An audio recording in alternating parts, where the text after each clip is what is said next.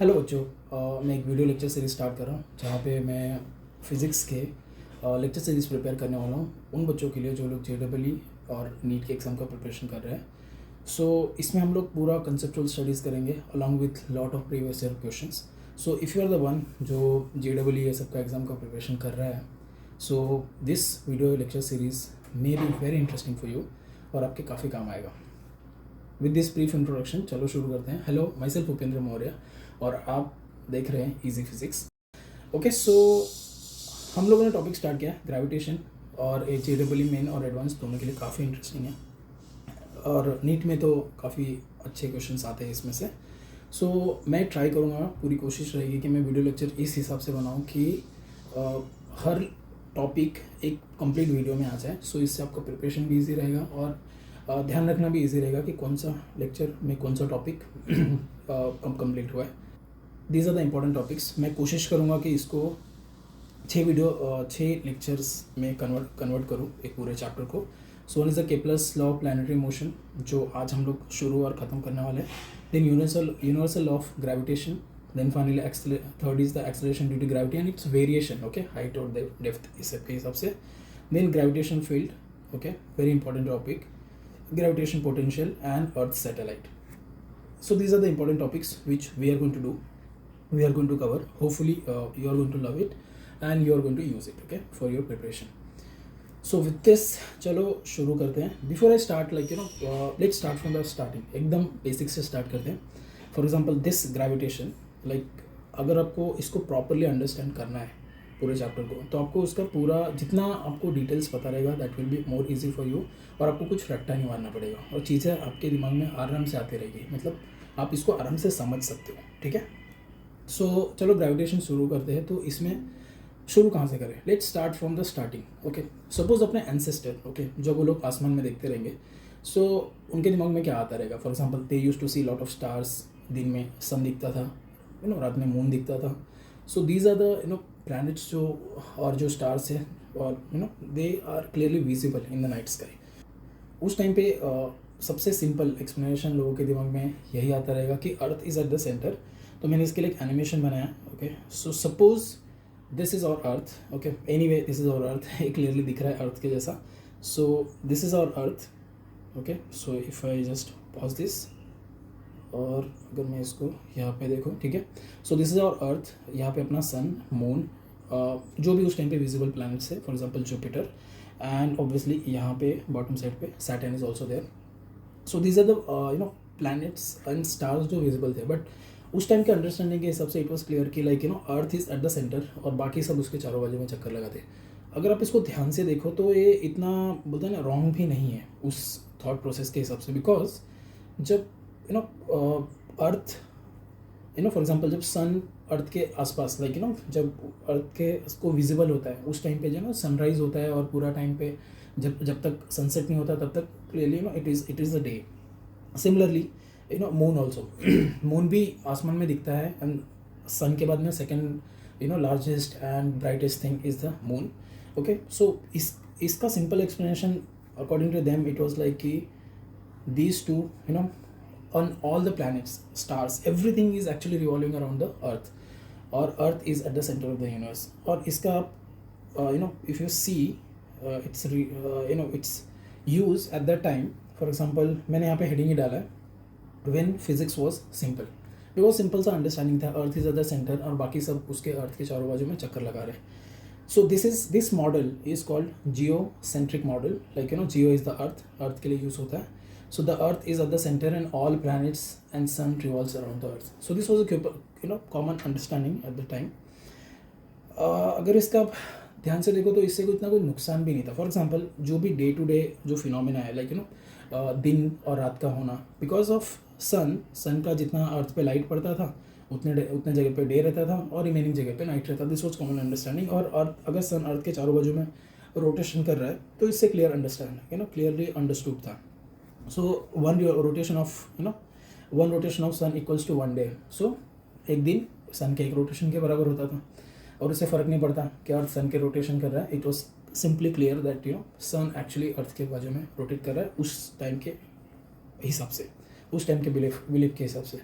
Next is what, दूसरा as I said कि दूसरा सबसे ब्राइट चीज़ अदर देन द सन अपने को इस आसमान में क्या दिखता था, दैट इज़ मून।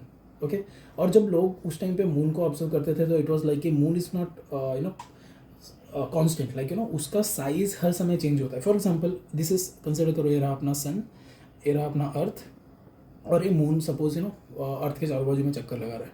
तो because of the moon the rotation of the moon और सन का जो लाइट मून से रिफ्लेक्ट होता है, इस फिनोमिना के हिसाब से कभी कभी फुल मून यहाँ पे आपको दिख रहा है, this is like moon is clearly visible, पूरा कंप्लीट दिखता है। फिर उसके बाद में next after few days moon का साइज़ कम होना चालू हो जाता है। यहाँ पे लास्ट क्वार्टर बचा है, यहाँ पे और कम होना चालू होता है। एंड देर इज़ डे जिसको न्यू मून बोलते हैं, और हिंदी में तो हम लोग उसको अमावस्या बोलते हैं। तो अमावस्या को पूरा का पूरा मून गायब हो जाता है, it's not visible. And again वापस से after few days like next few days उसका साइज़ इंक्रीज होना चालू होता है वापस से फर्स्ट क्वार्टर, एंड फाइनली वापस से इंक्रीज होता है, फाइनली फुल मून।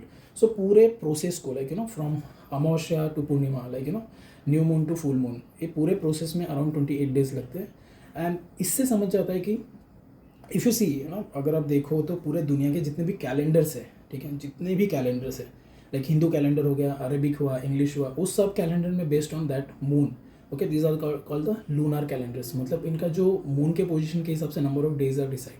सो आप देखोगे पूरे वर्ल्ड में जितने भी कैलेंडर्स है 28 से 30-31 के आसपास ही उसमें नंबर ऑफ डेज देंगे। वो एक्स्ट्रा डेज क्यों ऐड हुए, it's because of their local culture और ये सब चीज़ों से उन्होंने ऐड किया, या फिर उन्होंने क्लाइमेट के हिसाब से एडजस्ट किया, ठीक है। So one rotation of sun equals to 1 day. This idea was prevalent for most of the world, like almost सबने ये सेम फिलोसफी दिया था कि अर्थ इज़ द सेंटर और बाकी सब उसके आजू बाजू में रोटेट करते हैं। सो उसके बाद में हेलियोसेंट्रिक मॉडल वॉज प्रपोज्ड, ठीक है। हेलियोसेंट्रिक का मीनिंग क्या है, the sun is at the centre, ठीक है, sun is at the centre and all the planets revolves around the sun, मतलब सन अपने सेंटर में है और बाकी प्लैनेट्स उसके आजू बाजू में रोटेट होते हैं, ठीक है, रिवॉल्व करते हैं। So this idea was first proposed, अपना ये आइडिया किसने दिया था, दिस इज आर्यभट्ट, ठीक है, आर्यभट्ट जी ने, अपने इंडियन फिलोसोफर ही बोलूँगा मैं उनको, because he used to study lot of things, उसमें से astronomy was one of the thing. So Aryabhata ने प्रपोज किया इन 476 से 550 सी उनका लाइफ साइकिल है, उसके बीच में उन्होंने प्रपोज किया। According to him sun is the centre and all planets revolve around the sun, ठीक है। So this was the belief उन्होंने प्रपोज किया and it was there, but unfortunately इनके आइडियाज़ को कोई आगे ले जाने वाला कोई नहीं था। I mean this was in the book, but कोई इसको प्रोपोगेट नहीं किया, कोई इसको डिटेल में स्टडी नहीं किया।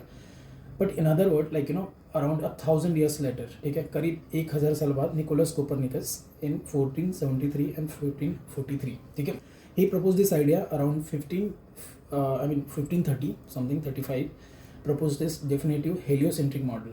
Okay, so this heliocentric model is that sun is at the center और बाकी सब planets, बाकी सब जितने भी सोलर सिस्टम में planets है अपने, वो सब उसके आजू बाजू में चक्कर लगाते हैं, ठीक है। So this is our Nicholas Copernicus.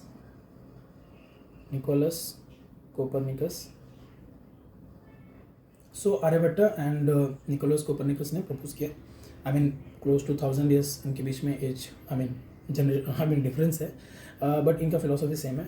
सो क्या आपको कभी ऐसा हैव यू एवर वंडर्ड कि इन्होंने कैसे मतलब फाइंड आउट किया रहेगा that earth is the centre, I mean the sun is the centre not the earth. Okay, so मैं इसके लिए एक छोटा सा एनिमेशन बनाया। आई थिंक अगर आपको पता चलेगा तो you will also be amazed कि ये कितना थॉट प्रोवोकिंग था इनका process. Okay, so you can see this is the animation मैंने बनाया। यहाँ पे there is a sun at the centre, ठीक है। एक सेकेंड मैं इसको पॉज करके let me introduce you to all the planets जो यहाँ पे हैं। So this is our sun, okay, so this is the sun, और इसके सबसे नियरेस्ट प्लैनेट कौन सा है, may be you guessed it correctly, so that is mercury, ठीक है। मर्क्यूरी हिंदी में अपन उसको बुध बोलते हैं। After that there is a Mars, ठीक है, sorry Mercury, and there is a Venus, ठीक है, दिस इज़ मर्क्यूरी। ये आप 2-3 बार अपने को दिखेगा एनिमेशन, दैट्स मैं एक बार इंट्रोडक्शन कर देता हूँ।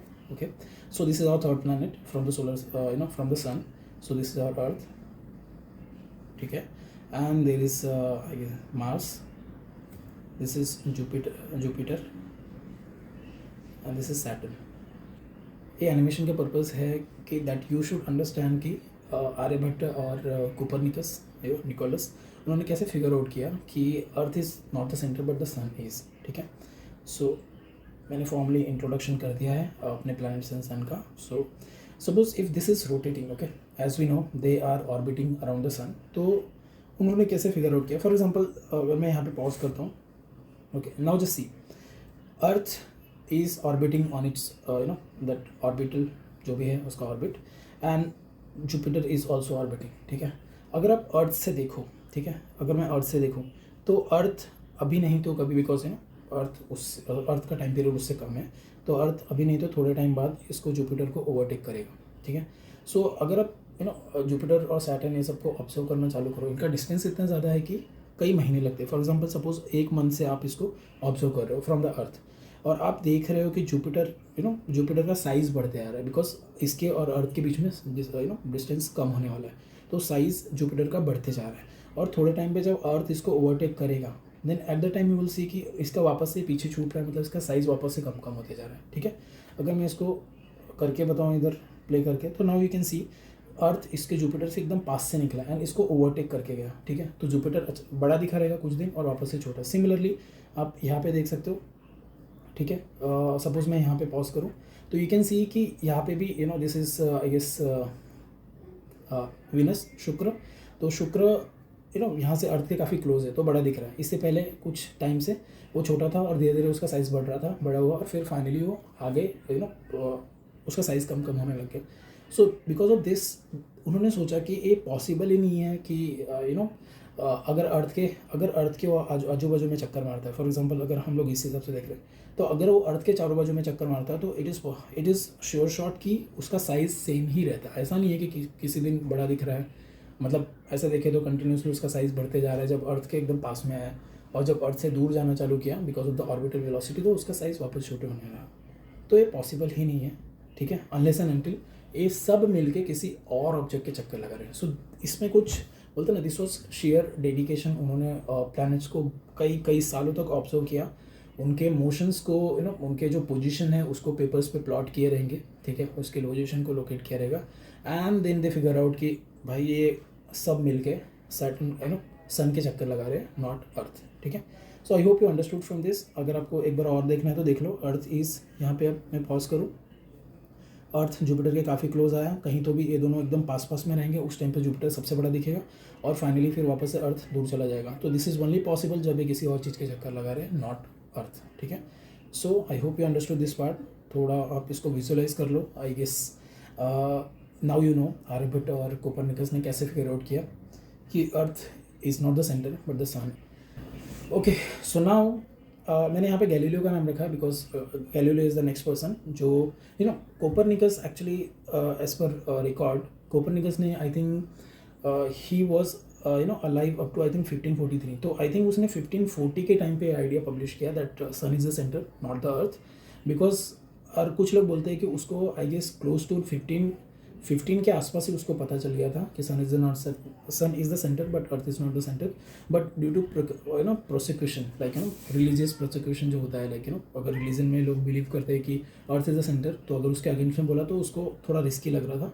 सो he actually delayed it till close to around 1540। तब तक उसने, कुछ लोग बोलते हैं कि उसकी थियरी इतनी परफेक्ट नहीं थी इसलिए उसने वेट किया, पर what ever is the reason, but Nicholas Copernicus ने फाइनली प्रूफ कर दिया with proper logical reasoning and that earth is sun is the center, not the earth, okay.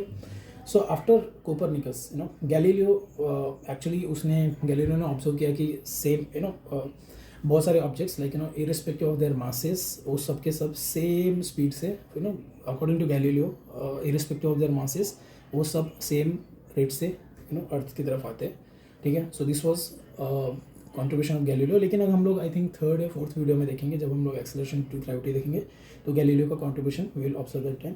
Galileo के टाइम पे ही देयर इज़ ये अपना I mean यहाँ से समझ लो आपका मेन 12th का ग्रेविटेशन एक्चुअली स्टार्ट होता है टाइको ब्राहे से। इट इज़ एक्सपेक्टेड कि आप इसके आगे का सब कुछ पता रखो, ठीक है। इससे पहले मैंने अंडरस्टैंडिंग इसलिए दिया ताकि it is easy for you to visualise it कि कितने लोगों ने इसमें कॉन्ट्रीब्यूट। अभी हम लोगों ने जितने नाम भी देखे दैट इज़ वेरी लिमिटेड, लेकिन उनका बहुत ही बड़ा कॉन्ट्रीब्यूशन है, that's why they are here. But slowly for example Copernicus के बाद में करीब 100 साल लगे लोगों को, बहुत सारे साइंटिस्ट को मानने में कि that is sun is the centre, ठीक है। सो गैलीलियो के टाइम पे टाइको ब्राहे, ठीक है, he spend his entire lifetime recording observation of the planets with the naked eyes.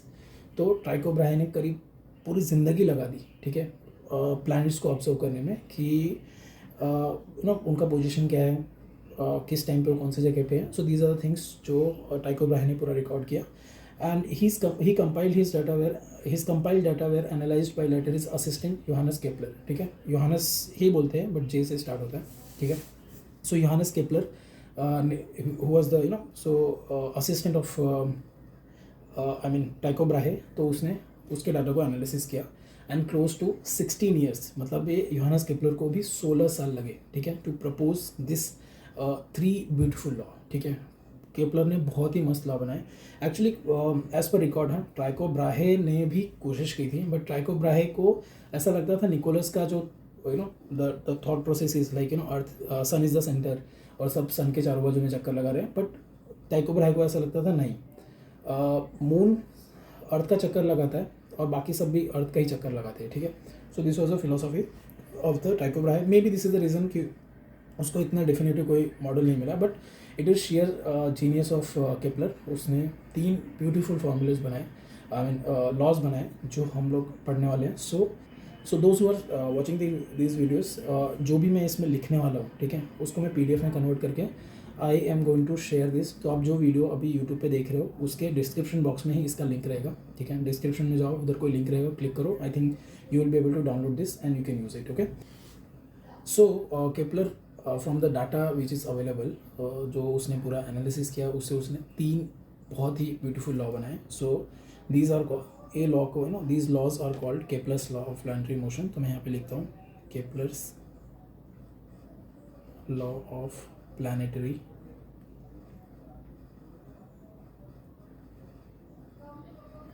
Motion, ठीक है। So these laws are called Kepler's law of planetary motion and इसके 3 law हैं। तो मैं पहले फर्स्ट लॉ लिखता हूँ, ठीक है, केपलर्स लॉ। और केपलर्स को ये लॉज केपलर को किधर से मिले, from Tycho Brahe and his own studies, okay. So उससे उसको समझ में आया।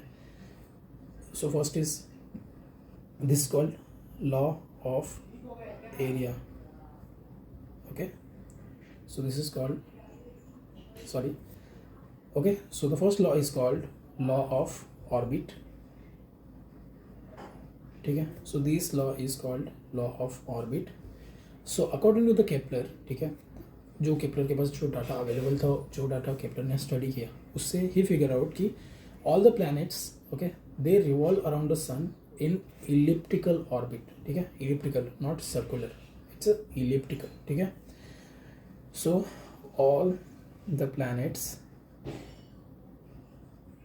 revolve around sun in elliptical orbit, ठीक है। सो आई थिंक मैं पहले आपको एनिमेशन दिखा देता हूँ, फिर फिगर आउट करना इजी रहेगा। तो एनिमेशन दिखाते हैं, फिर हम लोग वापस आते हैं। So I guess this one is okay. So you can see here अपना ए डायग्राम, ठीक है। एक काम करते हैं, सो अगेन इंट्रोडक्शन की कोई ज़रूरत नहीं है। दिस इज़ आवर सन, ठीक है, and this is our earth, और ये सर्कुलर ऑर्बिट है, ठीक है। अब ये सर्कुलर ऑर्बिट है, नाउ यू नो कि अगर ये सर्कुलर ऑर्बिट है तो जो इसका अर्थ का स्पीड रहेगा अराउंड सन, ठीक है, this speed should be constant, like earth should be revolving around a constant speed because it's a circular orbit, ठीक है। बट अगर आप केपलर की अगर ये कांस्टेंट स्पीड से घूम रहे हो, but as per the Kepler this is actually rotating with the ellipse, okay, elliptical form. So ये सर्कल इलिप्स के फॉर्म में कन्वर्ट हुआ है, ठीक है। अभी हम लोगों ने देखा था, ठीक है, सर्कल इलिप्स के फॉर्म में कन्वर्ट हुआ है। एंड इलिप्स में what is there in the ellipse, obviously एक यहाँ पे एक फोकल पॉइंट हो गया और दूसरा एक यहाँ पे फोकल पॉइंट हो गया। इसका एक इलिप्स का एक सेंटर होता है। So suppose this is centre. अगर मैं इसको एक्सिस यहाँ से ड्रॉ करूँ, ठीक है, तो एक एक्सिस इधर से ड्रॉ कर सकते हैं, एक एक्सिस इधर से ड्रॉ कर सकते हैं। सो ये इलिप्टिकल ऑर्बिट है, नॉट द सर्कुलर ऑर्बिट, ठीक है। और सन इज़ नॉट द सेंटर, ए किसी एक फोकल पॉइंट पे है, ठीक है। सपोज इसको एक फोकल पॉइंट बोल सकते हैं और यहाँ पे भी एक फोकल पॉइंट हो सकता है। तो either sun is this side और दिस साइड, जैसा भी वो उसका उस टाइम पे डिज़ाइन रहेगा, ठीक है। So sun is, suppose sun is at this focal point, तो उसके हिसाब से हम लोग आगे का पूरा अंडरस्टैंडिंग करेंगे, ठीक है। So I guess you understood. This is sun, this is moon. I mean, this is sun, and this is our Earth. So Earth is rotating, not in circular orbit. ठीक है, वापस से देख लो. Earthly it was believed that Earth is rotating in circular orbit, but actually it is elliptical according to Kepler. और Kepler ने पूरा data को analysis किया था. So elliptical के लिए क्या है, इसका length is more and then width is less and sun is at the center. अगर हम लोग इससे अर्लियर अगर आप देखो, ठीक है, अगर आप पहले के डायग्राम में देखो, जब वो earth that the orbit was circular, उस टाइम पे अर्थ का स्पीड कांस्टेंट था, बट अगर वो इलिप्टिकल है तो स्पीड सेम नहीं हो सकता, ठीक है। इस केस में केपलर ने ऑब्जर्व किया, जो उसके पास डाटा था, कि जब प्लैनेट अर्थ से जब अर्थ सन से दूर है, या फिर कोई भी प्लैनेट जब सन से दूर है, तो उसका स्पीड काफ़ी कम है, और जैसे ही वो सन के क्लोज आता है उसका स्पीड बढ़ते बढ़ते जाता है और इस पॉइंट पे हाईएस्ट स्पीड हो जाता है, ठीक है। So this was the understanding जो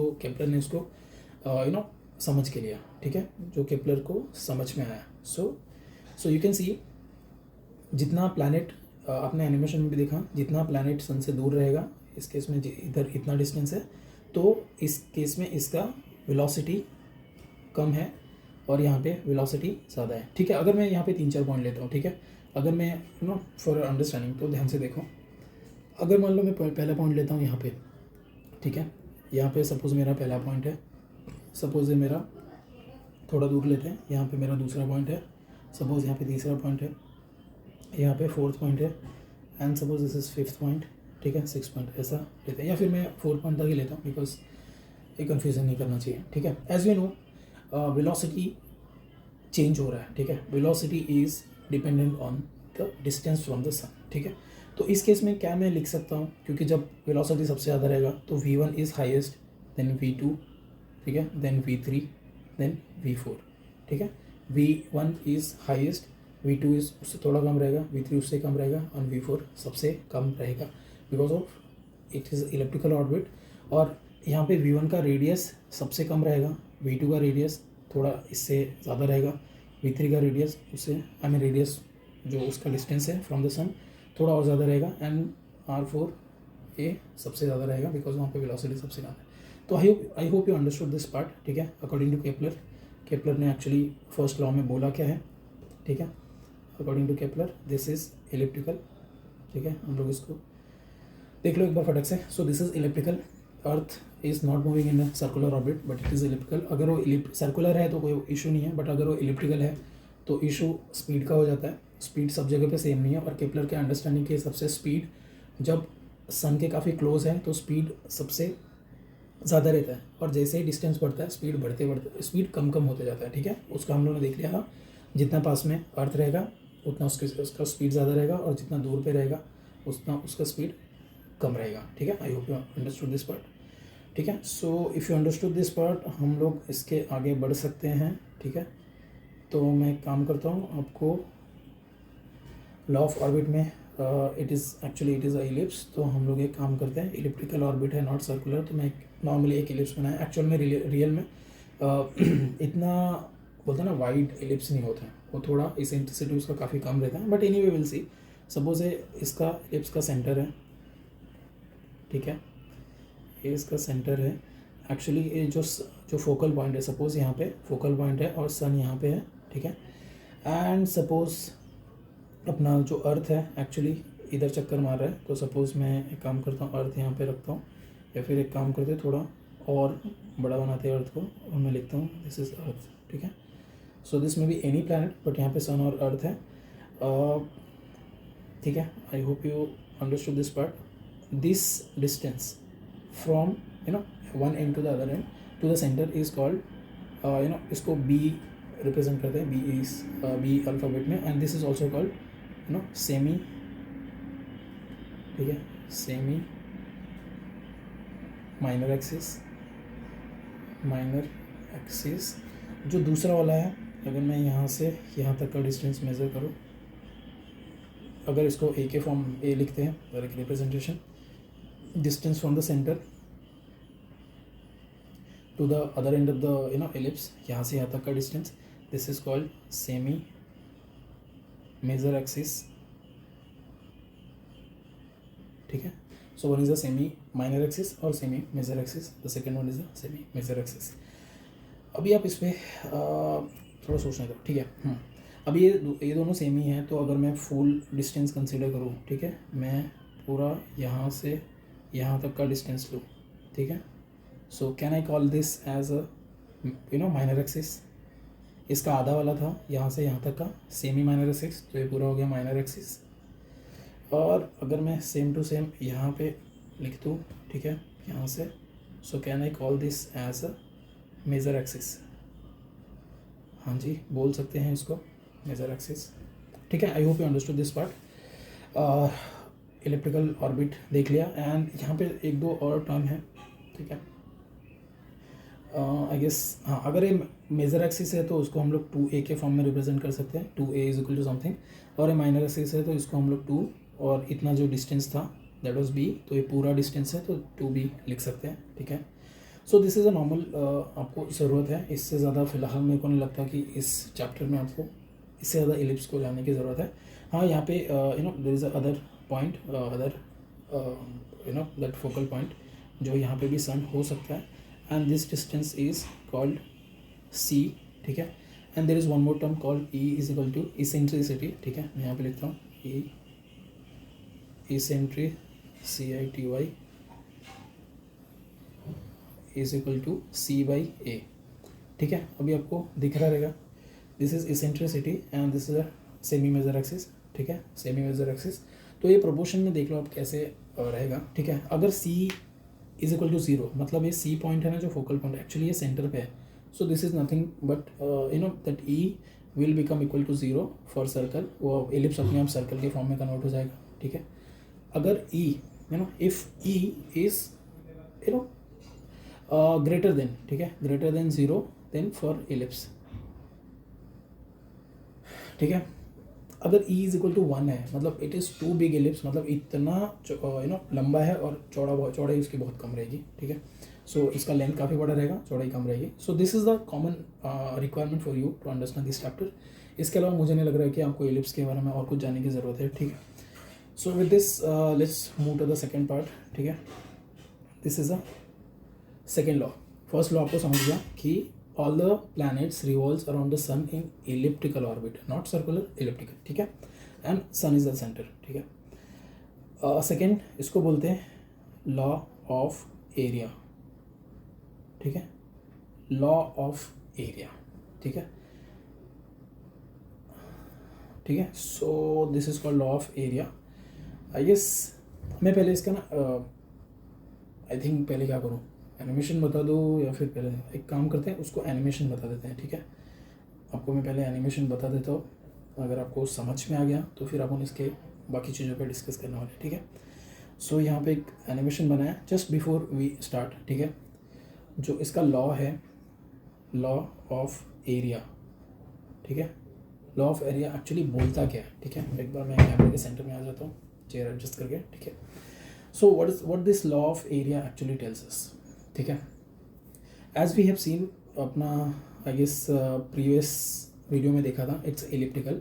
एलिप्टिकल है मतलब उसका स्पीड सेम नहीं है, ठीक है. तो स्पीड सेम नहीं है मतलब हर जगह पे इसका स्पीड वैरी करेगा.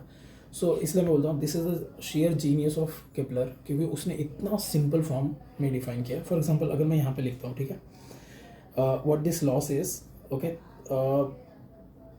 All planet sweeps equal area in equal interval of time, ठीक है. All the planet sweeps equal area in equal interval of time. इसका मीनिंग क्या है, ठीक है. सपोज यहाँ पे अर्थ है, ठीक है, at this position there is earth, और यहाँ पे आपका सन है, ठीक है. अभी अर्थ ऐसे इस डायरेक्शन में रोटेट कर रहा है, बराबर, इस डायरेक्शन में सन के चारों बाजू में ऑर्बिट कर रहा है, ठीक है, रोटेट कर रहा है. 3 दिन पहले अर्थ यहाँ पे था, ठीक है. अब ये अर्थ जाएगा और ये पीछे का जो ट्रायंगल आपको इधर ब्लू में है, ठीक है, दिस होल ट्रायंगल, जो ट्रायंगल जैसा है, ठीक है, ये पूरा ये एक्चुअली आपको बताएगा कि 3 दिन पहले अर्थ कहाँ पे था, और जो ए एरिया जो आपको दिख रहा है वो अर्थ अगर इधर आ जाए तो उस हिसाब से वो एरिया सेम हो जाएगा, इधर आ जाए तो भी एरिया सेम हो जाएगा। ट्राई टू अंडरस्टैंड, अगर मैं इसको सिंपल फॉर्म में इसको बोलूँ तो, ठीक है। सो अगर यहाँ पे स्पीड कम होता है तो डिस्टेंस बढ़ गया है, ठीक है, यू कैन सी, तो एरिया है उसका, यहाँ पे लेंथ उसने वेलोसिटी उसकी कम हुई है तो उसने डिस्टेंस कम कवर किया है, बट डिस्टेंस सन से इतना ज़्यादा डिस्टेंस है कि एरिया ऑलमोस्ट सेम है, तो कहीं पे भी जा रहा है एरिया उसका सेम है।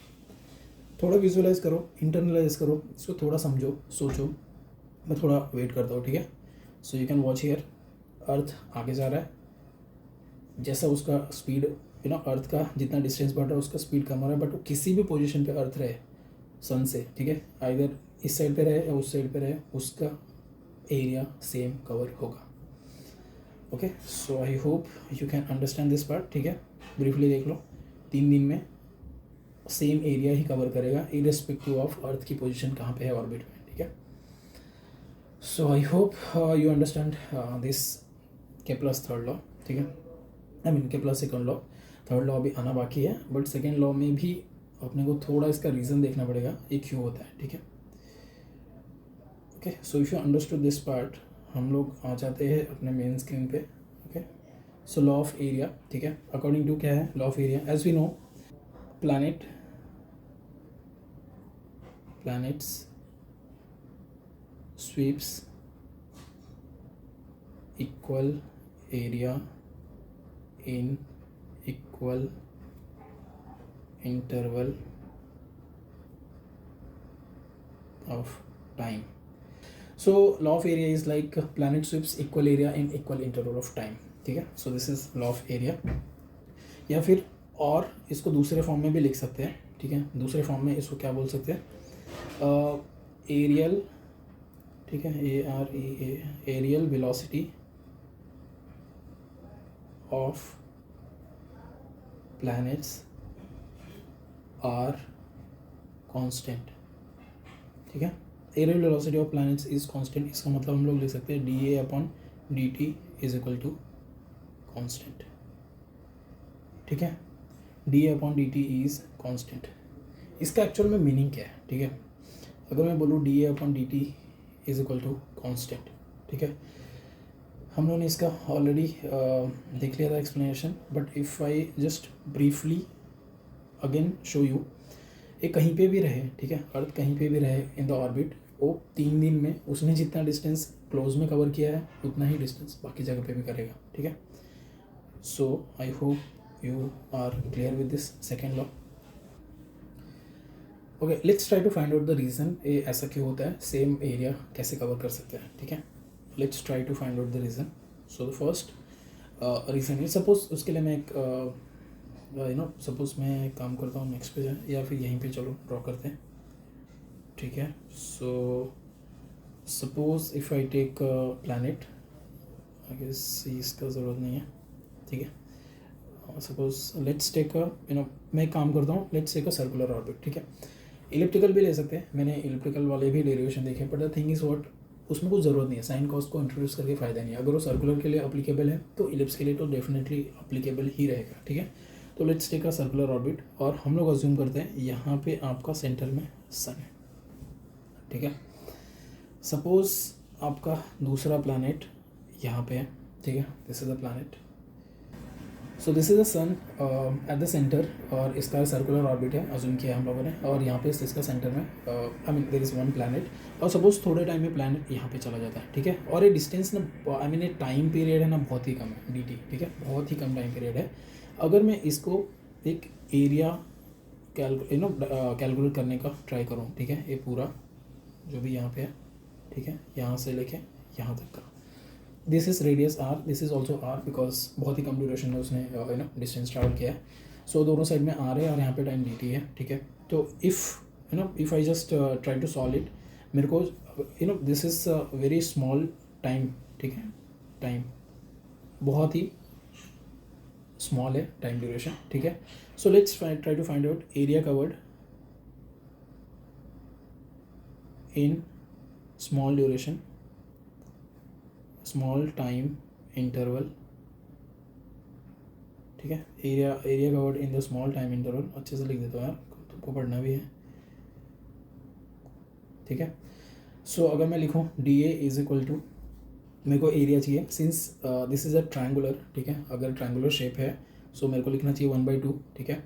बेस, सपोज ये this is the base and this is height, ठीक है, base is the radius R and height यहाँ पे कितना होगा, ठीक है। इसका वेलोसिटी जो कुछ भी है, सपोज यहाँ पे मैं बोलता हूँ v is the velocity v dt, ठीक है। इसको इलिप्स के फॉर्म में कन्वर्ट करके भी कर सकते हैं, बट वहाँ पे साइन आ जाएगा और मैं नहीं चाहता इसको कॉम्प्लिकेट करें। This is anyway circle is the special case of the ellipse, ठीक है। तो इलिप्स के सारे रूल सर्कल पे अप्लाई होते हैं in terms of motion, okay. So अगर मैं इसको यहाँ से इधर पे ट्रांसफर करूँ, D A upon D T is equal to 1/2 R times V, ठीक है। अभी अगर आप इसको ऑब्जर्व करो, ठीक है, 1/2 R V, but you know there is something called angular momentum, जिसको हम लोग एल के फॉर्म में लिखते हैं और उसका फार्मूला होता है एम आर वी, ठीक है। एक काम करते हैं, मैं इधर ही लिख रहा हूँ, ठीक है, but angular momentum is M R V, ठीक है। इसको हम लोग लिखते हैं एल के फॉर्म में, L is equal to M R V. M is the mass, R is the radius और distance from the sun, v is the velocity at that particular instance, ठीक है, और किधर नहीं, उसी जगह पे उसका वेलोसिटी क्या है। सो अगर मैं इसको थोड़ा मॉडिफाई करूँ, like you know if I just write, अगर मेरे को आर वी चाहिए तो can I write L by M, क्या मैं लिख सकता हूँ ऐसा, एल बाई एम, ठीक है, इस फॉर्म में। और इसी को भी मैं सीधा शांति से, ठीक है, आई थिंक अगर मैं इसको बोलूँ this is equation number A, substitute in equation, इसको मैं क्या करता हूँ, put in equation number A, ठीक है, वहाँ पे सब्स्टिट्यूट किया तो I should be getting, I don't know ये कैसे इरेज हो गया, ठीक है। So I will be getting D A upon D T is equal to 1/2 R times V is anyway L by M, ठीक है, या फिर मैं लिख सकता हूँ D A upon D T is equal to L divide by 2m। This is very important formula. कभी कभी यू नो मैंने प्रीवियस क्वेश्चन देखे तो उसमें JEE में डायरेक्टली क्वेश्चन पूछा है, एरियल वेलोसिटी और उसके 4 ऑप्शन दिए, एल बाई एम या फिर एम बाई एल या फिर L by 2m, I mean this are the different options. तो this is the formula, I mean you should remember this. अभी इसका मीनिंग क्या है, ठीक है, why this, see mass is the constant, ठीक है, मास इज द कॉन्स्टेंट। मैं एक काम करता हूँ, ये फार्मूला ना आपको एनिमेशन के इधर रख के देखता हूँ, ठीक है। एक काम करते हैं, I guess this one is okay, ठीक है, मैं इसको थोड़ा फॉरवर्ड करता हूँ, चल जाने दो, ठीक है। Anyway this is a ellipse, ठीक है। अभी अब इसका मीनिंग क्या है, मैं आपको इसका मीनिंग बता दूँ, ठीक है, ठीक है, let it convert into the ellipse,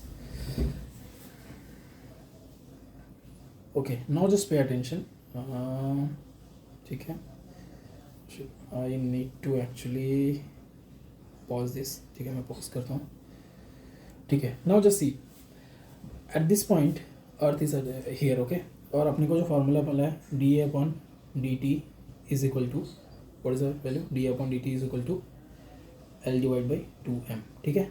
mass is the constant, अर्थ चाहे यहाँ पे रहे या फिर यहाँ पे रहे, यहाँ पे रहे, कहीं पे भी रहे, अर्थ का velocity mass is going to remain constant. मतलब दिस लॉ इज पॉसिबल, ठीक है, जो अपन second law of Kepler second law बोल रहे हैं, law of area, equal area in equal interval of time, that is only possible because of law of conservation of angular momentum. So L is the angular momentum as you have already seen. So this law is only possible because of angular momentum, ठीक है, angular momentum। इसका meaning क्या है, ठीक है, अगर अर्थ यहाँ पे है तो M R V is equal to L रहता है, तो इसका R1 इसका V1 अलग है, ठीक है, ए टर्म हमेशा कांस्टेंट रहेगा।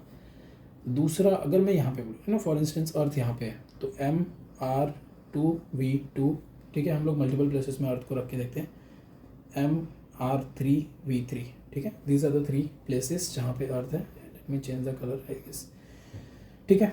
सो इस केस में क्या है, आपको एक चीज़ पता है, M1 R1 V1, sorry M is constant, ठीक है, सब जगह से हम लोग M सब जगह से गैप कर देते हैं because M earth is the same, earth का मास तो चेंज होने वाला रहेंगे नहीं है, ठीक है। So I have to write L is equal to, ठीक है, या फिर मैं ऐसा सीधा लिखता हूँ R3V3 is equal to R1 या फिर R2V2 is equal to R1V1, ठीक है। ए कांस्टेंट है। इसका मतलब क्या है कि जब रेडियस, सी ये पूरा टर्म बराबर ही होना चाहिए, तो जब रेडियस कम होता है तो वेलोसिटी बढ़ेगा। जब R3 के टाइम पे रेडियस बहुत ज़्यादा हो गया है, ठीक है, उस टाइम पे अर्थ का वेलोसिटी कम हो गया, तब जाके ये फार्मूला को सेटिस्फाई कर सकते हैं। R2 के टाइम पे अगेन इसका डिस्टेंस थोड़ा ज़्यादा है तो वेलोसिटी वहाँ पे थोड़ी कम होकर रहेगी, एंड यहाँ पे डिस्टेंस सबसे कम है, ठीक है। सपोज यहाँ पे हम लोग कंसिडर करते हैं नियरली वेरी लेस, तो उस टाइम पे वेलोसिटी सबसे ज़्यादा होगी, बिकॉज ये दोनों का प्रोडक्ट शुड बी सेम, ठीक है। So I hope you understood this part, ठीक है। So this is the actual significance since, ठीक है। मैं यहाँ पे लिखता हूँ, आई गेस इसकी ज़रूरत नहीं है, this colour is fine. Since L is equal to constant, ठीक है, एंड L क्या रहता है, मैंने यहाँ पे लिखा है ना, L इज, ठीक है, आई गेस यहाँ पे नहीं लिखा है, सो L is law of conservation of angular momentum, ठीक है। सो L is the law of conservation of angular momentum, and उसको हम लोग क्या लिख सकते हैं, L is equal to M1R1, ठीक है, mass is same, R1V1 is equal to MRV2 is equal to MRV3 R3V3 and so on and so forth, ठीक है। सेम टू सेम जितने भी पोजीशन पे आपको कंसिडर करना आप कर सकते हो। So this is the reason why उसका वेलोसिटी हर जगह पे वैरी करता है, since it is electrical, and because law of conservation of angular momentum, उसका वेलोसिटी और radius are related, like velocity अगर इंक्रीज होता है तो रेडियस वहाँ पे ऑब्वियसली कम रहेगा relative to the other places, ठीक है। अगर आपको ये दो चीज़ समझ में आया, so now if you understood first law and second law, Kepler's first law of orbit, ठीक है, इलिप्टिकल ऑर्बिट होता है, हम लोगों ने देख लिया। Law of area, Kepler second law, ठीक है, ये भी हम लोगों ने देख लिया। और वो क्यों होता है, because of law of conservation of, मैं यहाँ पे लिख देता हूँ, Kepler's second law is possible because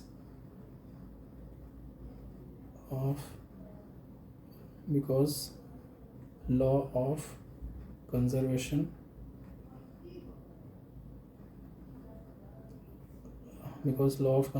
of angular momentum,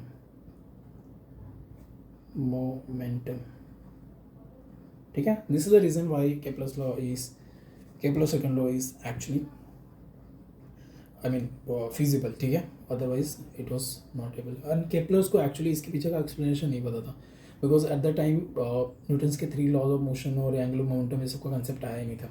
so Kepler ने whatever he actually observed, उसने उसके ऊपर जो पॉसिबल लॉस थे वो फिगर आउट करके बता दिए, ठीक है। अभी हम लोग देखने वाले हैं, ठीक है, थर्ड लॉ, मैं यहाँ पे लिख देता हूँ थर्ड लॉ। यहाँ पे मैंने कैसे रखा है, Kepler's first law second law रखा है, लॉ ऑफ एरिया, ठीक है। So this is third law, इसको बोलते हैं law of time period. So what is the meaning of law of time period, ठीक है। इसका मीनिंग क्या है, इसका मीनिंग है, इसको बता पाना डिफिकल्ट है, मैं एक फॉर्मूले के फॉर्म में एक्सप्लेन करता हूँ, ठीक है। सो या फिर मैं सब लिखता हूँ पीरियड, या फिर सिंपली फॉर्म में मैं आपको बताता हूँ, time square is directly proportional to A cube. This is the third law, ठीक है। Square of the time period is directly proportional to cube of what is a distance from the focal point और rotation centre, ठीक है। Okay, so I hope you understood all the 3 laws of the Kepler.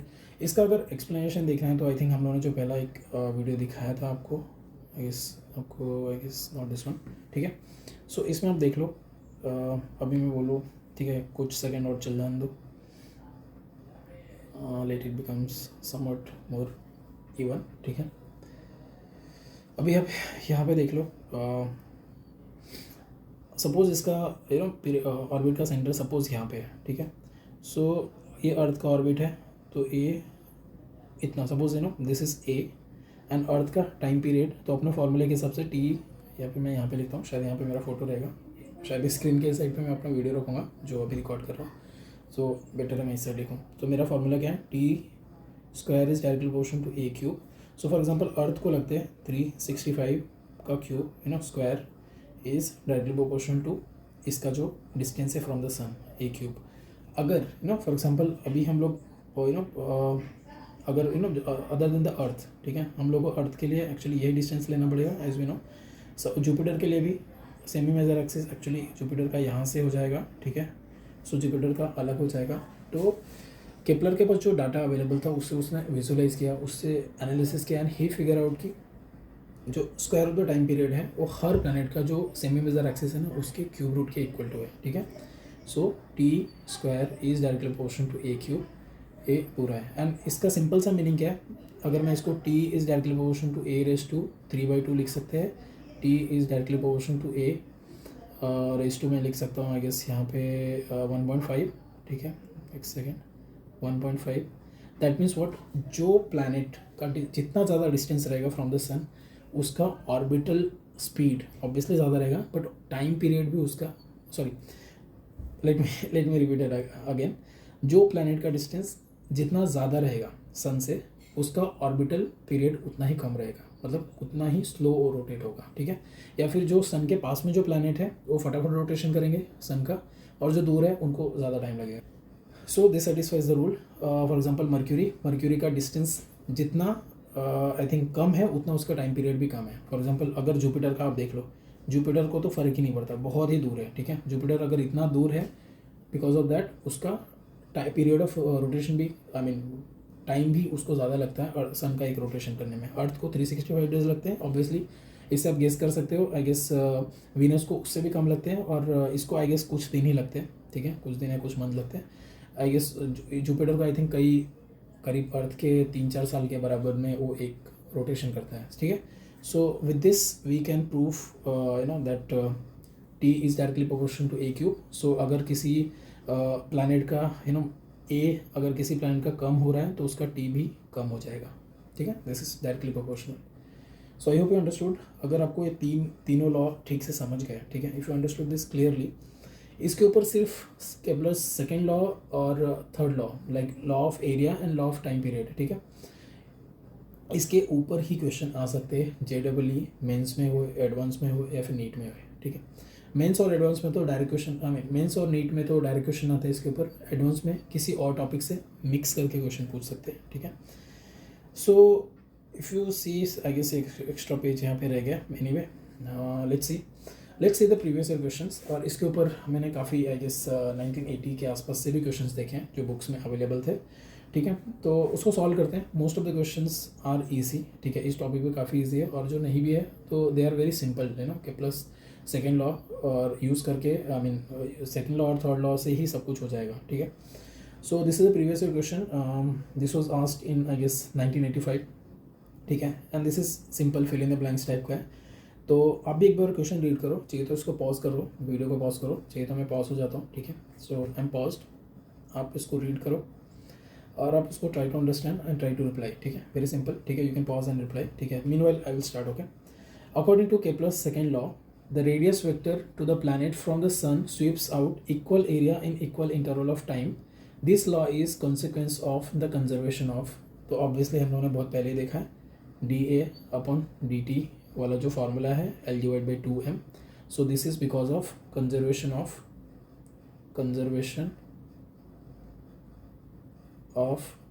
angular momentum. So this is because of conservation of angular momentum. तो अपन यहाँ पे लिख सकते हैं conservation of angular momentum. बहुत सिंपल है, ये नीट एंड JEE में आ सकते हैं 1 मार्क्स के। And anyway this test your common understanding, आप इससे समझ पाए कि नहीं समझ पाए। ठीक है, so I hope you understood this part. ठीक है, let's go to next question. This was asked in the JEE mains 2019. ठीक है, तो आप एक क्वेश्चन इसको वापस से रीड करो एंड थोड़े टाइम में आप रीड करो इसका, try to find out the solution. इधर ऑप्शंस दे के रखें एंड लेट्स सी, उसके बाद में will solve this. Okay,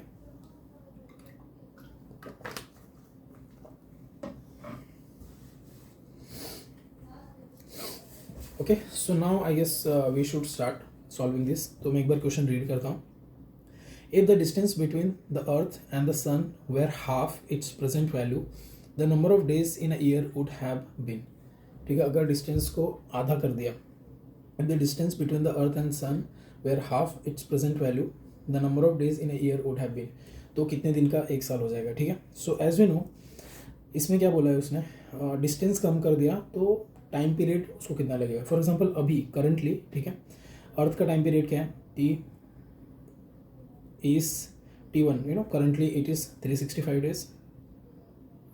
365 days लगते हैं अर्थ को. ठीक है, अगर मैं इधर छोटू सा डायग्राम बनाऊँ, ठीक है, सपोज ऐसा इलेक्ट्रिकल पाथ है एंड सपोज नो यहाँ पे सन है और यहाँ पे अर्थ है, तो अर्थ को लगते हैं T1 is equal to 365 days. ठीक है, टाइम पीरियड.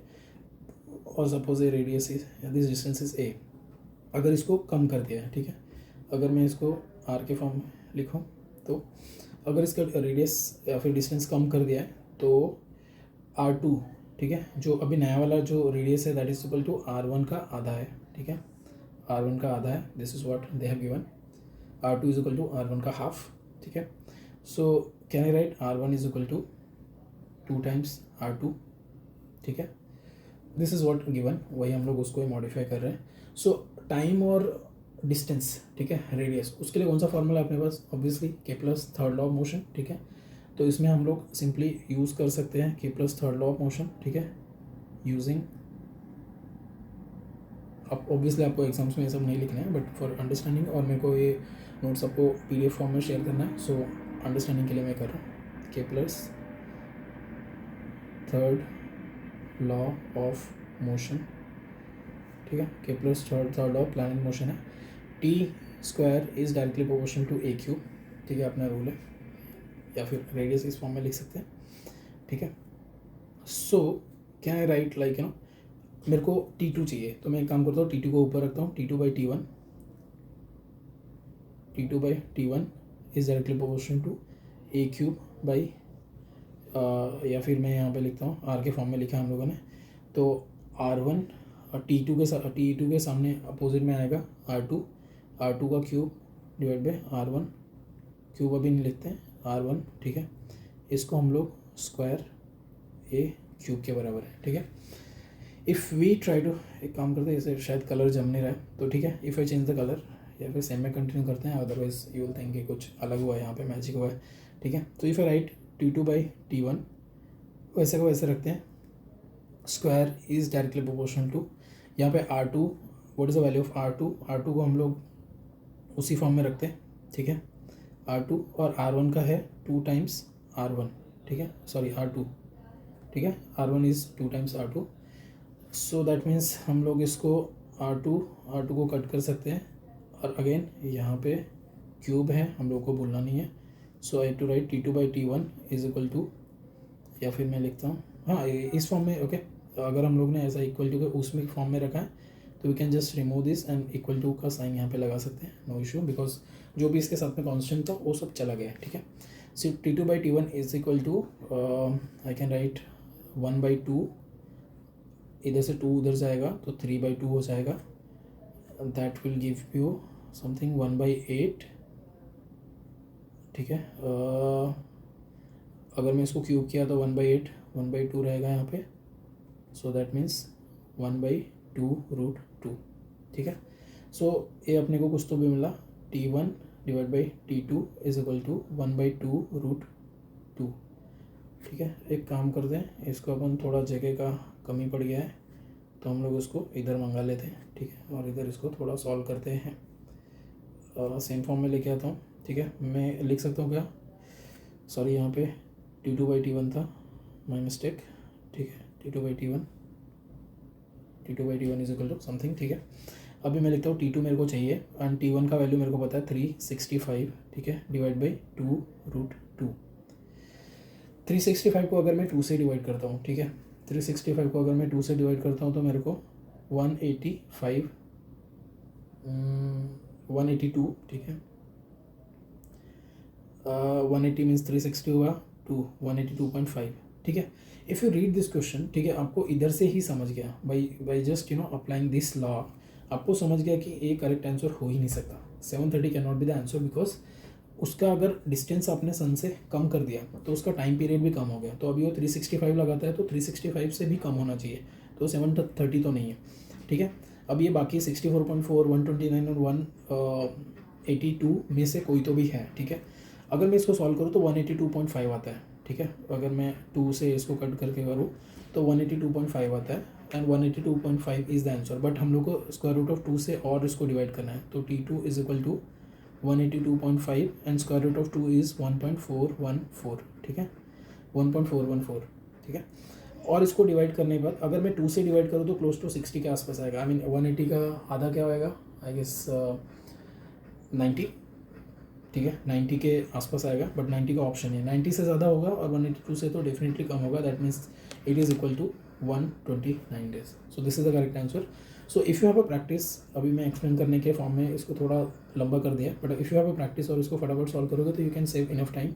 और इसके ऊपर क्वेश्चन आया तो इसी टाइप का आ सकता है, बिकॉज केपलर्स थर्ड लॉ में 2 ही वेरिएशन है, टाइम और डिस्टेंस फ्रॉम द सेंटर है सन, या फिर जो जिसके अराउंड वो घूम रहा है। तो इस केस में आप सिंपल सा एक ही फार्मूला यूज़ कर सकते हो और यहाँ पे कुछ भी आपको सरप्राइजेस नहीं मिलेगा, ठीक है। Now let's come to the next question, ठीक है। ये आया था आई थिंक मेंस 2021 में, ठीक है। क्वेश्चन में क्या बोला है, आप वापस से इसको पॉज करो, शांति से इसको रीड करो एंड देन उसको एनालिसिस करो and try to solve this, okay. आपको रीड करते ही समझ में आ जाना चाहिए इसमें कौन सा फॉर्मूला लगेगा, ठीक है। The maximum and the minimum distance of a comet from the sun are this, ठीक है। सो 10⁻12 है और दूसरा वाला 10⁻8 है, एनीवे रिस्पेक्टिवली लिखा है। सो 1.6 into 10⁻12 is the maximum distance and 8 into 10⁻10 is the minimum distance. If the speed of the comet at the nearest point, ये बहुत ही इंपॉर्टेंट पॉइंट, ठीक है, is 6 into 10⁻4 metre per second, the speed at the furthest point is, अभी इसको अगर आपको समझ गया तो that is well and good. अगर आपको थोड़ा भी इसमें कन्फ्यूज़न है तो लेट्स चेक, ठीक है। एक सपोज देयर इज़ एक हम लोग इसको ऑर्बिट बनाते हैं, ठीक है। एक कॉमेट का ऑर्बिट है, सपोज आपको यहाँ पे सन है, ठीक है, काम करता हूँ, दिस इज सन, और इसने क्या बोला नियरेस्ट पॉइंट पे, तो दिस इज कॉमेट, ठीक है, काम करता हूँ, इतना बड़ा भी कॉमेट अच्छा नहीं है, सन से बड़ा हो जाएगा, ठीक है, दिस इज अ कॉमेट, ठीक है। हाँ, नियरेस्ट पॉइंट इज, ठीक है। अभी यहाँ पे देख लो आप और क्या दे के रखा है यहाँ पे, सपोज दिस इज वी, यहाँ पे जो भी, ठीक है। Let's see what is given in the question. अभी बोला है उसने नियरेस्ट पॉइंट और ये यहाँ पे कॉमेट होएगा तो this is the maximum point, ठीक है। This is the nearest point,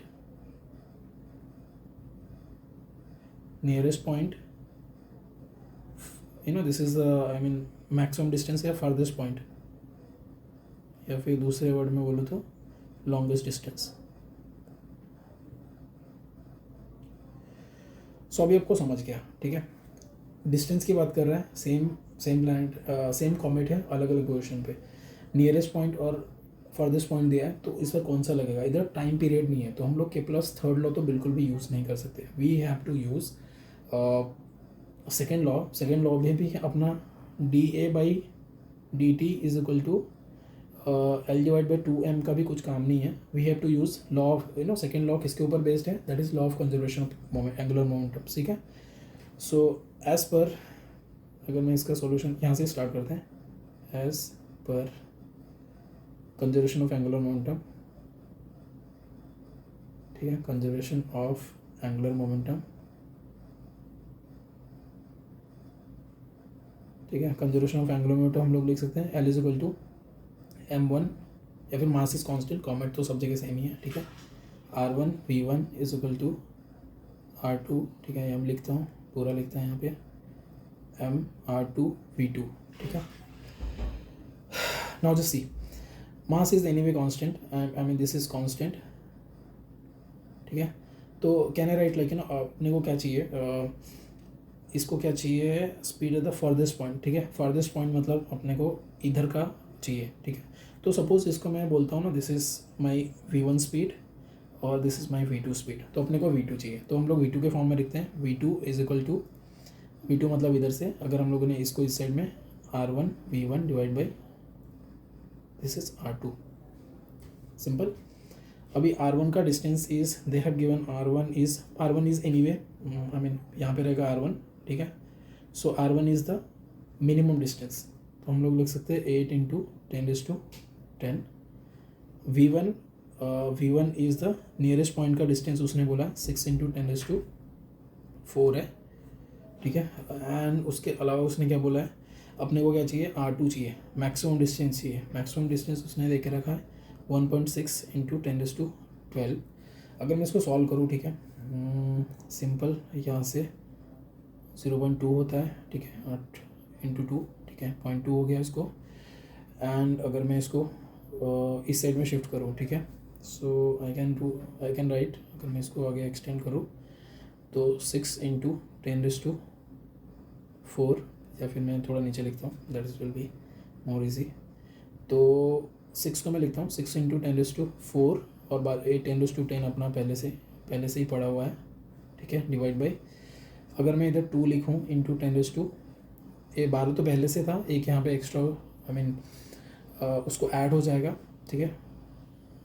so this will become, नहीं, दिस विल बी 1 लेस, ठीक है. अगर इसमें मतलब इनडायरेक्टली मैं 10 कर रहा हूँ तो दिस इज़ 11, ठीक है. 12 है और उसमें 0.2 का मल्टीप्लिकेशन किया तो 2 इंटू 10⁻11 हो गया. वापस से इसको कापी किया, है ना, कट मारा, सो दिस बिकम्स 3.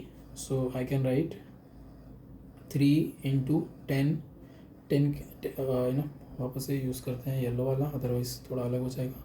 3 इंटू 10⁻4 है, प्लस रेज टू 10 है और -11 है. So that will give you 3 into 10⁻3 meter per second. So 3 into 10⁻3 meter per second is the option number B. So I hope आपने भी सेम आंसर आया रहेगा, ठीक है.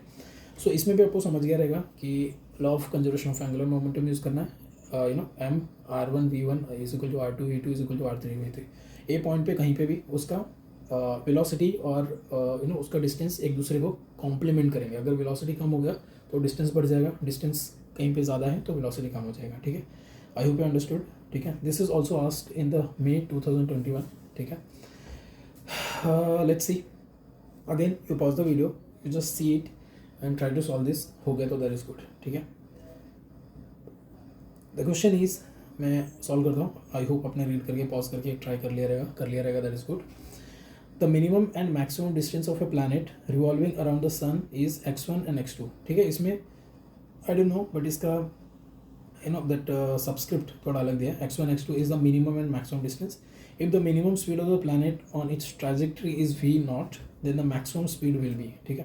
व्हाट वी डू, अगेन एक फटक से कर लेते हैं जो अपने को नॉर्मल अंडरस्टैंडिंग है, ठीक है. यहाँ पे सपोज अगेन यहाँ पे अपना सन है और मान लो यहाँ पे आपका प्लैनेट है P, ठीक है. इसने क्या बोला है, द मिनिमम, काम करते हैं तो फिर सन यहाँ पे, this is the minimum distance of the planet. Minimum is x1, maximum is, so the minimum is x1, maximum is x2, ठीक है. If the minimum speed of the planet on it's trajectory is v0, minimum speed कहाँ पे होगा, यहाँ पे बिल्कुल नहीं. Minimum speed रहेगा जहाँ पे सबसे ज़्यादा डिस्टेंस है, तो v0 is at this point, ठीक है. मैक्सिमम, अभी अगेन इसमें आपको देखो तो इतना चिंदी क्वेश्चन आपको पूछा है, ठीक है.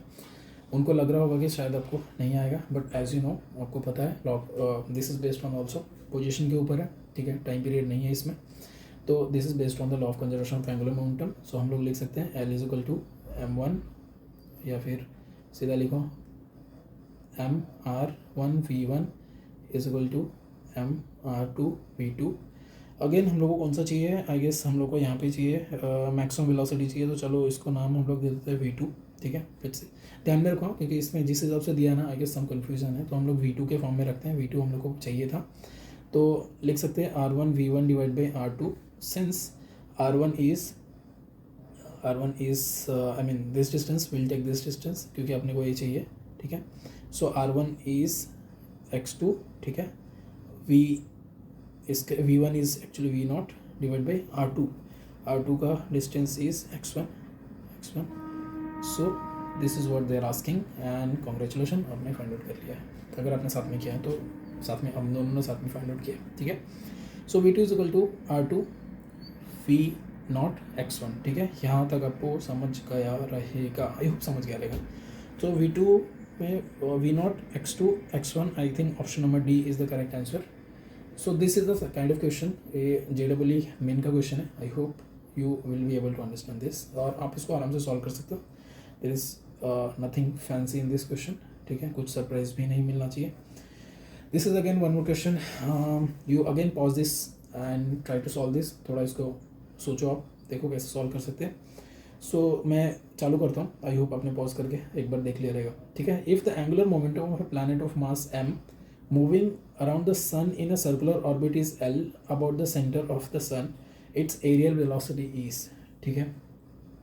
अभी इसने बोला है if the angular momentum of the planet of mass m moving around the sun in a circular orbit is L, ठीक है। सर्कुलर ऑर्बिट में angular momentum is L, the centre of the sun, okay, about the centre of the sun, its areal velocity, मतलब indirectly dA/dt बोल रहे हो, ठीक है। dA/dt हम लोगों ने पहले किया था, ठीक है। जिसको कन्फ्यूज़न है second law, I mean Kepler's second law of motion, law of area में एक बार उसका एक्सप्लेनेशन में देख लेना। तो हम लोगों ने जो किया था तो L डिवाइड बाई 2m आया था, इससे पहले भी लिख के मैंने बताया। तो अगर समझ गया तो ठीक है, नहीं तो वहाँ पे जाके देख लो, अदरवाइज रिपीट करके फ़ायदा नहीं है, video will become more lengthy. So this is option number C. अगर जिसको ध्यान में रहेगा, जिसने एक दो बार इसको सॉल्व किया रहेगा, एक दो बार समझने की कोशिश की रहेगी, तो उसको विद इन फ्यू सेकेंड्स ही will get I guess 4 marks, ठीक है। I guess this is the last question, previous year question, ये बहुत ही 1997 का है, तब तुम पैदा भी नहीं हुआ रहेगा आई गेस, हाँ मैं हो गया था तभी, ठीक है, तभी आई गेस मैं 7 साल का था। सो दिस इज़ 1997, एज पता चल गई सबको, ठीक है, no problem. So this is 1997 का क्वेश्चन है, एक बार इसको रीड करो। एक्चुअली ये क्वेश्चन काफ़ी लेंदी है, ठीक है, मतलब इसका कैलकुलेशन बहुत ज़्यादा है, बट अगर आप इसको रीड करो, आप माई ऑब्जेक्टिव इज़ कि आपको इसका मीनिंग समझ में आना चाहिए और इसको यूज़ कैसे करना है वो देखना आना चाहिए, ठीक है। So the question is the ratio of the earth's orbital angular momentum about the sun, ठीक है। The ratio of the earth's orbital angular momentum about the sun to its mass is 4.4, ठीक है। The area enclosed by the earth's orbital approximately, मतलब इसका meaning क्या है, ठीक है। इसने रेशियो कौन सा बोला है, L, ठीक है। L orbital angular momentum about the sun to its mass, ठीक है। L/m क्वेश्चन में देके रखा है, it is 4.4 into 10⁻15 meter square per second. अभी ये बहुत ही इंटरेस्टिंग है, इसने पूछा क्या है, ठीक है, उसने पूछा क्या है बस वो देख लो।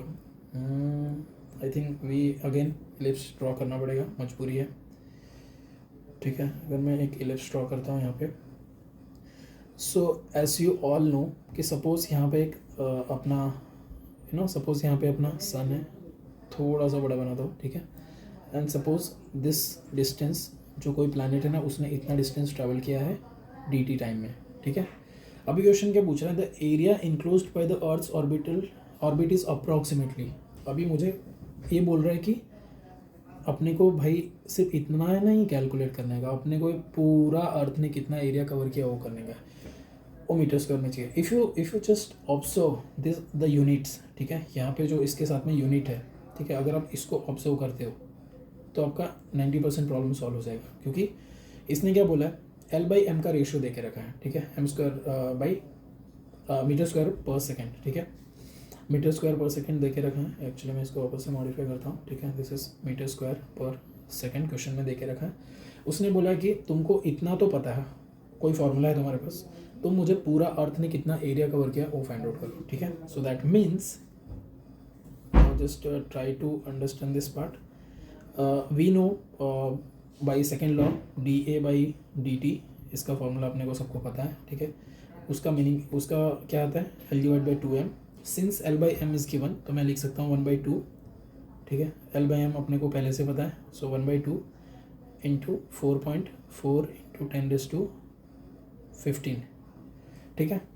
बट हम लोगों ने यूनिट टाइम में फिगर आउट किया, ठीक है। यूनिट टाइम मतलब कोई तो भी dt रहेगा, बट वी नो, ठीक है, अर्थ का टोटल टाइम क्या रहता है for entire time, for entire duration, for entire duration area covered, ठीक है, एरिया। सो हम लोग लिख सकते हैं dA, या फिर मैं इसको पूरा एरिया लिख देता हूँ, ठीक है, या फिर मैं इसको पहले तो ऐसे लिखता हूँ dA इज इक्वल टू यहाँ पे कुछ तो भी और dt। अगर मैं पूरा इंटायर एरिया के लिए कंसिडर करूँ तो एरिया इज इक्वल टू, हम लोग वापस से लिखते हैं 1/2 4.4 इंटू 10⁻15, ठीक है, इतना तो है। अभी हम लोग को टाइम, अर्थ को एक्चुअली कितना रोटेशन में कितना टाइम लगता है, इट्स 365 डेज। और यहाँ पे ए भाई साहब लोग ने यूनिट क्या दे के रखा है, सेकेंड्स में दे के रखा है, ठीक है, यूनिट इज़ इन सेकेंड्स। तो अपने को जो टाइम पीरियड है उसको सेकेंड्स में ही लेना चाहिए। सो सेकेंड्स मतलब 365 डेज रहता है। एक दिन में 24 घंटे होते हैं, 1 घंटे में 60 मिनट होते हैं, और एक मिनट में 60 सेकेंड्स होते हैं। सो ये कैलकुलेशन कर दोगे, यू विल गेट अर्थ ने एक्चुअली कितना टोटल एरिया कवर किया रहेगा, that we will figure out, ठीक है। I guess this was the last question.